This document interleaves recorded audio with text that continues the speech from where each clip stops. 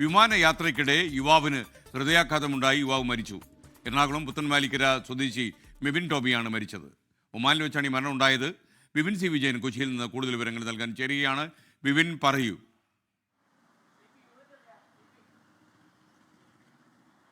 SKN അതിദാരുണമായിട്ടുള്ള ഒരു സംഭവമാണ് ഉണ്ടായത്. വിമാനത്തിനുള്ളിൽ വെച്ചിട്ടുള്ള ഹൃദയാഘാതത്തിൽ യുവാവ് മരിച്ചിരിക്കുന്നു. പറവൂർ പുത്തൻവേലിക്കര സ്വദേശി മെബിൻ ടോമി, 24 വയസ്സ് മാത്രമാണ് പ്രായം. മെബിൻ ടോമിയാണ് മരിച്ചത്.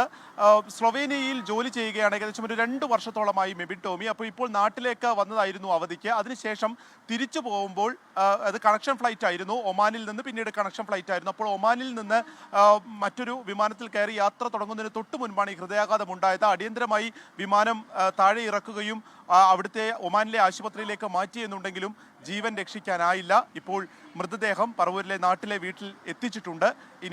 ഇന്ന് വൈകുന്നേരത്തോടു കൂടി സംസ്കാര ചടങ്ങുകൾ നടക്കുകയും ചെയ്യും. SKN ലോകത്തെവിടെയായാലും ഏത് സമയത്തും 24 വാർത്തകളും ഓഗ്മെന്റഡ് റിയാലിറ്റി പാക്കേജുകളും എക്സ്പ്ലെയിനറുകളും വിശദമായി കാണാൻ ഞങ്ങളുടെ യൂട്യൂബ് ചാനൽ നിങ്ങൾക്ക് സബ്സ്ക്രൈബ് ചെയ്യാം.